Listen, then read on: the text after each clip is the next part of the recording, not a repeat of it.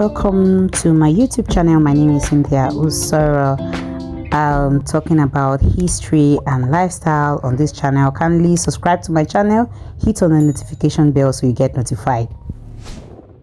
The riots, or the war, led by the women in the province of Calabar, Aba, and Owerri in southeastern Nigeria in November and December of 1929, became known as the Aba Women's Riots of 1929.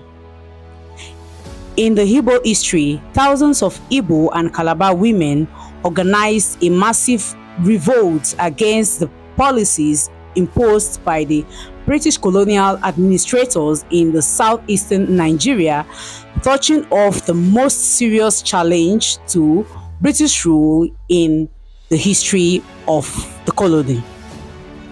The distribution of power in the southeastern and the south-south was considerably different from how it was in other parts of Nigeria. It was more difficult to impose Lord Lugard's indirect rule system in the Igbo land, since Igbos did not have a cohesive political institution like those in the north and in the west.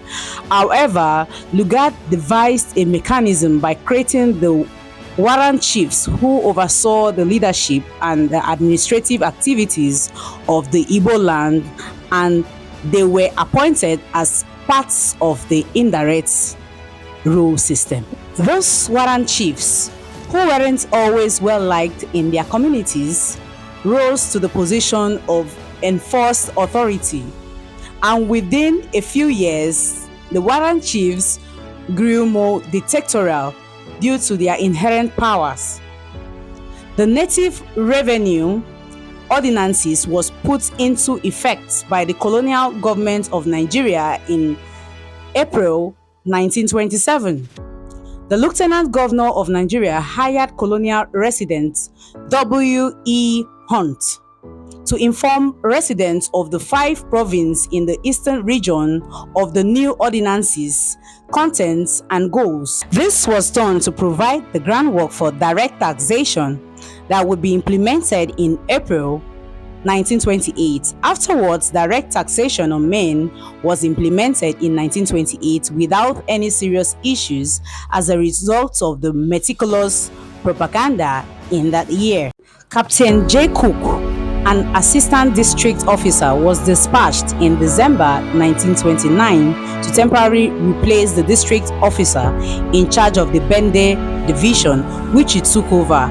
Cook discovered that the nominal tax rules were insufficient because they did not specify the number of spouses, kids, and cattle in each home. He then made the decision to add these to the revised nominal rule. The riot started in a place called Oloko when the Warrant Chief Okubo ordered his representative Mark Emerenwa to conduct the census for the tax on the morning of November 18, 1929. While Nwanyeruwa was processing the palm fruits, Emerenwa entered her compound and gave her the order to count her stocks and the person living within the home. Nwanyeruwa became enraged and responded by questioning him if his widowed mother was asked to pay tax. Meanwhile, she was fully aware that this implies you will be charged based on the number of the outcome.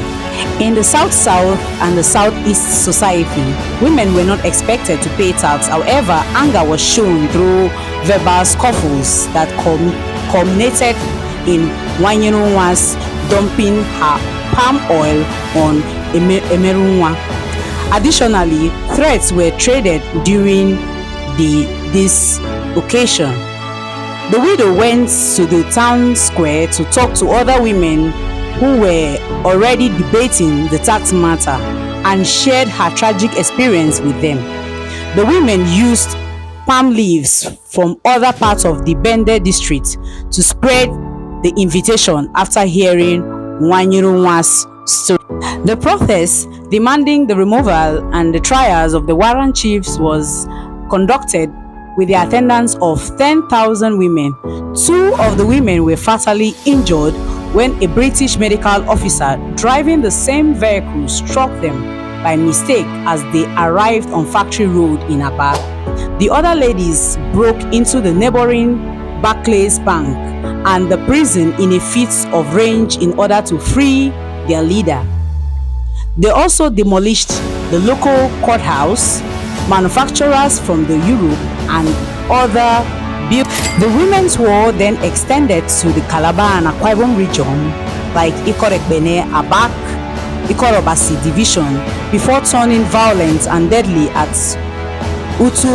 Utuetomeko when on December 14th, government buildings were set on fire and a factory was plundered, resulting in about 18 women dying and 19 being injured. Although they did not seriously damage anyone during the riots, it was estimated that over 25,000 women were subjected to the cruelty that resulted in at least 50,000 women being slain. Additionally, Okugo, the warrant chief in the charge of the Oloko area, received a prison sentence and women were brought in to work in the courtroom. History has it that the British administration abandoned plans to tax market women and they limit the authority of warrant chiefs as a result of the Aba women's riot. Additionally, women were appointed to serve as a chief warrant in various districts, considerably enhancing their status in the society. Happy International Women's Day. Bye-bye.